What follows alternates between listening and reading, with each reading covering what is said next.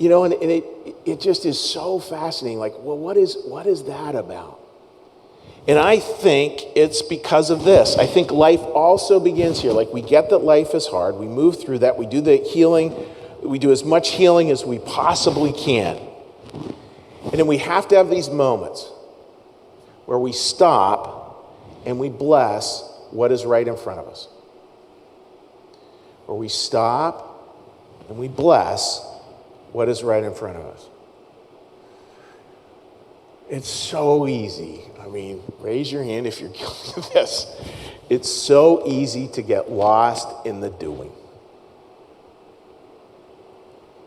It's so easy to get lost in the doing because the doing never ends. Did something not live up to the way we thought it was supposed to be? What would cause you to walk away? And yeah, walk away from the blessings, walk away from spirituality. Like, what would cause you to do that? See, this is a big question. Because I think we're trying today, and this is really hard to put into language, we're trying to move beyond our preferences into circling back into the significance of what one author terms as a phrase, I use it all the time, long obedience in one direction. I think is where we learn this. This is a big line, and I want to sort of say it two ways. Where we learn that trusting God is different than trusting our ideas about God.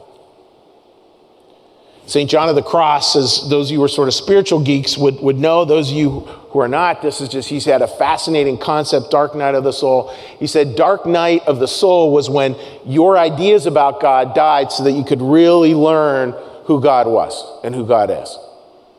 That's painful. Painful.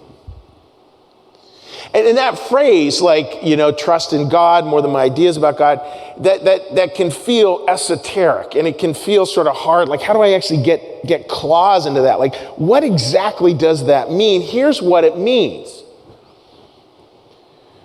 Trust love more than you trust your ideas about love. Trust love more than you trust your ideas about love. Here's blessing and here's betrayal. Here's blessing and here's betrayal. Can I just allow love to hold that? And nothing will hold that space as well as love will. I mean, folks, right? Like these past few weeks, past few months have been filled with threshold moments for many of us. Now, those threshold moments is where life was one way, 1 minute, and the next minute, something different. Oftentimes, a phone call, right here. Life was this, phone call, life was that.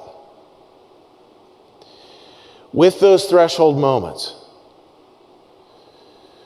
I imagine for many of you, and it's certainly true for me, when those things happen, the first thing I look for is to connect with those other beautiful souls who I know will join with me in just holding whatever that is in love.